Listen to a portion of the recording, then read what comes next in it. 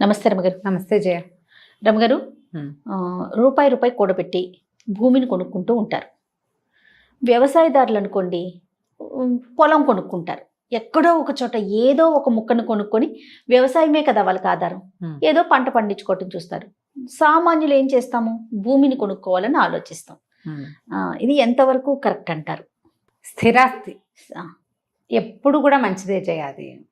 ఎందుకంటే ఇప్పుడు మన తాతల నాడు వందల రూపాయల ఖరీదుల్లోనే ఉన్నవి ఈనాడు కోట్లల్లోకి వెళ్ళిపోయినాయి. అవును, రియల్ ఎస్టేట్ చాలా భూమిలో ఉంది. చాలామంది ఇదే ఆలోచన చేస్తారు. ఎక్కడో చోట 1,50,000కో 2,00,000కో సైట్ వస్తుందంటే 10 ఏళ్ల తర్వాత అయినా పెరుగుతుందని భావిస్తాం.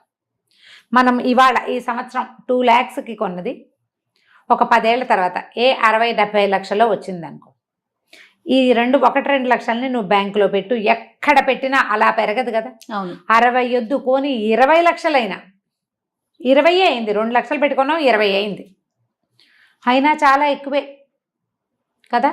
అయితే ఏంటంటే ఇది వరకు ఎలా ఉండేది ఆలోచన, వ్యవసాయదారులు అయితే ఇంకో ఎకరం, ఇంకో చిలక, ఇంకో ముక్క కాస్త యాడ్ చేసుకుని వ్యవసాయాన్ని పెంచుకునేవాడు. అది మనకు అన్నం పెడుతుందని. ఇప్పుడు అన్నం పెట్టే రైతులు కూడా పొలాల్ని రియల్ ఎస్టేట్కి అమ్మేసుకునే స్థితిలోకి వచ్చాం మనం. వ్యవసాయాలు తగ్గిపోయి రియల్ ఎస్టేట్ పెరిగిపోయింది. ఎలాంటి వాడైనా ఒక చిన్న సైట్ కొనుక్కుంటే కష్టపడి, దీన్ని రకరకాలు వచ్చినాయి మెథడ్స్ ఇప్పుడు కొనుక్కునేందుకు. ఇన్స్టాల్మెంట్లో నెలకు 10,000, 8,000, 5,000 కట్టి మెల్లిగా 2-3 ఏళ్లకు ఆ సైట్ మనదయ్యేందుకు అవకాశాలు ఉన్నాయి. ఇది వరకు ఇంకా ఎక్కువ ఉండేవి, ఇప్పుడు కొంచెం తగ్గినా ఇప్పుడు కూడా ఉంది. అయితే నమ్మటం, జాగ్రత్తగా కొనుక్కోవాలి. నమ్మకం ఉండద్దు. మనం డబ్బులు కట్టాక వాళ్ళు బోర్డు ఎత్తేస్తే ఆ భయాలు ఉంటాయి. అవును, ఆల్రెడీ 4-5 వెంచర్లు చేసి ఉన్న వాళ్ళని చూసుకుంటే చిన్న అమౌంటే అయితే అది మన శక్తిని మించనిది అయితే గనక ఈ స్థలాలు కొనుక్కోవచ్చు. ఇది ఒక ఇల్లుండి, ఒక చిన్న ఇల్లుండి ప్లస్గా ఇది చేయటం, ఇది పిల్లల భవిష్యత్తుకో, చిన్నపిల్లల ఆడపిల్లల పెళ్ళిళ్ళకో, మగపిల్లల చదువులకో, లేదా ఆడ మగ ఏ పిల్లల పెళ్ళిళ్ళకైనా అందరికీ చదువులు కావాలి. ఇప్పుడు చదువులు భవిష్యత్ అవసరాల దృష్ట్యా ఇలా మదుపు పెట్టడం, పొదుపు చేయటం, దీన్ని ఈ రకమైన జాగ్రత్త చేయటం పాతకాలం నుంచి చేసేదే. ఇప్పుడు మెథడ్స్ మారినాయి. మన తాతల నాడు 10 ఎకరాలు ఉన్నవాళ్ళు మెల్లిమెల్లిగా 1 ఎకరం పెంచుకుని పిల్లలు మనవలు వచ్చేసరికల్లా 25-30 ఎకరాలు చేసుకున్న వాళ్ళు లేరు, ఉన్నారు. 1 ఎకరం ఉన్నవాడు కూడా 4 ఎకరాల ఆసామి అయిన రోజులు చూసాం మనం. ఇది మంచి పద్ధతే. స్థిరాస్తిని ఏర్పరచుకుంటే మనకి ఉంటుంది. సడన్ గా కావాలంటే ఆ భూమికి కాగితాలు తనఖా పెట్టి డబ్బులు తెచ్చుకోవచ్చు. అవును, పెట్టుబడి ఎక్కడికి పోదంటారు, ఎక్కడికి పోదు. కాబట్టి ఆ రోజున పాతకాలంలో మన తాతలు ఎట్లా చేశారో ఇప్పుడు కూడా మనం అలా చేయొచ్చు. అయితే మనం ఇల్లు కొనుక్కున్నాం అనుకో, సాధారణంగా ఇళ్ళకి పెట్టే డబ్బులు కొంచెం డెడ్ ఇన్వెస్ట్మెంట్. మన దగ్గర ఒక సైట్ ఉంది, మనం పాతగా 15-20 లక్షలు ఓపిక పెట్టి ఇల్లు కట్టుకున్నాం, మనం ఉన్న నాళ్ళు ఉంటాం. ఇంటికి ఏమి రేట్ ఇవ్వరు చేయాలి. అవును, స్థలానికే రేట్ వస్తుంది. ఇంటికి ఎంత పెట్టినా అది నిజంగా వేస్టే. కాకపోతే అపార్ట్మెంట్లు లాంటివి అనుకో, 10-15 ఏళ్ల నాడు 4-5-3-4 లక్షలకే ఇళ్ళు అపార్ట్మెంట్లు వచ్చేసేవి. ఇప్పుడు మినిమం 50 lakhs లేకుండా లేనే లేవు. 50 నుంచి మనం 2 కోట్లు 3 కోట్ల రూపాయల అపార్ట్మెంట్, 4 కోట్లవి కూడా కొన్ని చోట్ల కనపడుతుంది. కోట్లు అంటే అవి ఏమిటో అసలు చాలా సింపుల్గా ఉంది. మనం 25-30 ఇల్లు కావాలంటే పూర్తిగా అవుట్స్కట్స్లో ఎక్కడో దొరుకుతుంది. చిన్న ఊళ్ళల్లో అపార్ట్మెంట్లు దొరుకుతాయి. అపార్ట్మెంట్ అనగానే మనకు ఒక ఫీలింగ్ వస్తుంది. ఇందులో నుంచి మనకేం మిగ రాదు భూమి. అవును, అన్డివైడెడ్ షేర్ ఏదో చెప్తారు, యూడిఎస్ అంటారు, అన్డివైడెడ్ షేర్. ఆ యూడిఎస్ ఎంత వస్తుంది? ఓ 50 గజాలు, 60 గజాలు, 55 గజాలు వస్తుంది. దాని మీద వచ్చే రెంట్ మనకి ఏదైనా ప్లస్ అవ్వచ్చు. లేదా మనం అక్కడ ఉన్నామనుకో, అదొక పోనీ సొంత ఇంట్లో ఫ్లాట్లో ఉన్నాము అని. ఇవన్నీ కూడా ఏంటంటే 4 క్రోడీకరించుకుని ఆలోచించుకుని పెట్టుకోవాలి. దాని మీద మనం ఇళ్ళకి ఒక 8,000 రెంట్లో మనకి ఇల్లు దొరికేటప్పుడు నెలకి మనం 20,000 కట్టాల్సినంత లోన్ తీసుకుని ఫ్లాట్లు కొనుక్కోకూడదు, తెలివిగల పని కాదు.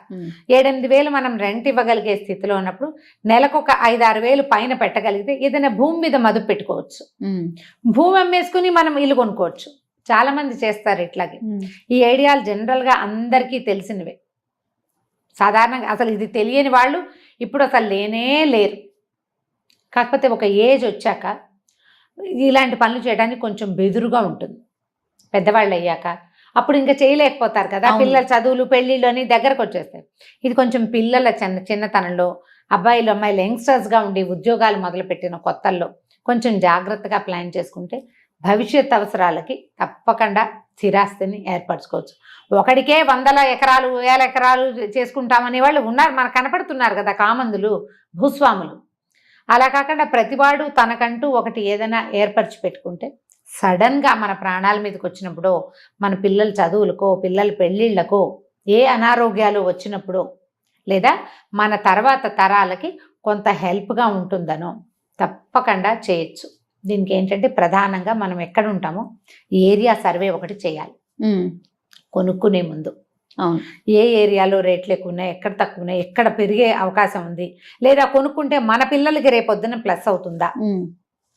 పిల్లలకి ప్లస్ అవ్వాలి కదా, వాళ్ళకి ఆ వైపు ఉద్యోగాలు వస్తాయా, వాళ్ళు దీన్ని ఉంచుకోగలరా, వ్యవసాయ భూముల్లోకి వెళ్ళి చిన్న చిన్న వ్యవసాయాలు చేయాలని సరదా పడే వాళ్ళు కూడా ఉన్నారు ఇప్పుడు. అవును. మనం అది చేయగలమా, మన తర్వాత పిల్లలు దీన్ని చేయగలుగుతారా, మనతో పాటు ఇంకెవరైనా చేయటానికి దొరుకుతారా, ఇలాంటివి సర్వే చేసి దిగండి. చాలా మంది పాపం తెలివి తక్కువగా ఏంటంటే ఏదో తొందర పడతారు, ఈ ఫోటోలు అవి చూస్తారు జయ, బాగా మోసపోతారు పాపం. మోసపోతారు, డబ్బులు వృధా చేసుకుంటారు. నలుగురు స్నేహితులను అడగకుండా, నలుగురు చుట్టాలకి చెప్పకుండా, భార్యతో బాగా డిస్కస్ చేయకుండా, కలీగ్స్ తోటి మాట్లాడకుండా దిగద్దు. ఒకళ్ళు ఎవరైనా పట్టుకొచ్చి మనకి చూపిస్తే మనం ఒక 10 మంది కొలీగ్స్ కలిపి కొనుక్కున్నాం అనుకో, ఏదైనా ప్రాబ్లం వస్తే మనం 10 మంది ఉంటాం కనీసం ఫేస్ చేయగలం. ఒక్కోసారి 10 మంది ఫెయిల్ అయ్యే అవకాశం కూడా 1% ఉంటుంది, కానీ కనీసం మనకు ఒక తోడు ఉంటుంది. నమ్మకండా అంటే తొందరగా నమ్మేసి ఈజీగా బుట్టలో పడి ఫోటోల భ్రమలో పడి అక్కడ ఏమీ లేకపోయినా ఏదో సినిమాలో చూసిన ఏకాంతపురం అని, ఏకాంతపురం అక్కడ ఒకే ఇల్లు ఉంది, ఇప్పటికీ ఒకే ఇల్లు 30 ఏళ్ల తర్వాత కూడా. అంతే. అలాంటి వాటికి వెళ్ళొద్దు. ఇలా వెంచర్స్లోకి వెళ్ళేటప్పుడు మన వాళ్ళ నలుగురిని కనుక్కోండి. ఆల్రెడీ అక్కడ కొన్న వాళ్ళకి వాళ్ళ సంగతులు కనుక్కోవటం, సర్వే చేసి బాగా కనుక్కుని అప్పుడు మదుపు పెట్టండి ఎక్కడైనా సరే. కానీ ఇలా మదుపు పెట్టడం ఎప్పుడు కూడా చాలా మంచిదే. మనకేంటంటే జీవితం మీద ఒక భరోసా ఉంటుంది, ఇది మన వెనకాల ఉందన్న దన్ను. నాన్న ఉంటే ఎట్లా దన్ను ఉంటుందో భూమి ఉంటే కూడా అలాంటి దన్ను ఉంటుంది. అది ఎంత చిన్నదైనా సరే మన శక్తిని అనుసరించి, అంతే మన శక్తి అనుసారం కదా. ఓ ఇల్లు, భూమి, బంగారము ఎక్కువ భరోసాని ఇస్తాయి. ఇప్పుడు బంగారం కొనలేని స్థితి వచ్చింది, భూమి మనం పర్వాలేదు నిదానంగా ప్రయత్నం చేసుకుని ఏదో కాపీగా ఏర్పరచుకోవచ్చు. కాబట్టి ఆ రకంగా ప్రయత్నం చేయండి. ఇప్పుడు ప్రపంచం అంతా పెరిగి పెద్దదైపోతుంది. వరకు హైదరాబాద్ సిటీ కొంతే ఉండేది, ఇప్పుడు ఎక్కడెక్కడెక్కడెక్కడికో బెంగళూరు దాకాను మహారాష్ట్ర దాకా అట్లా విస్తరించి వెళ్ళిపోతుంది. సో దూరంగా కూడా కొనుక్కోవచ్చు, బట్ కొంచెం చూసుకుని మన డబ్బులు వృధా కావు అన్న నమ్మకం వచ్చాకే దిగితే మంచిది. తప్పకుండా రమ్మగారు. నమస్తే. నమస్తే చెయ్యి.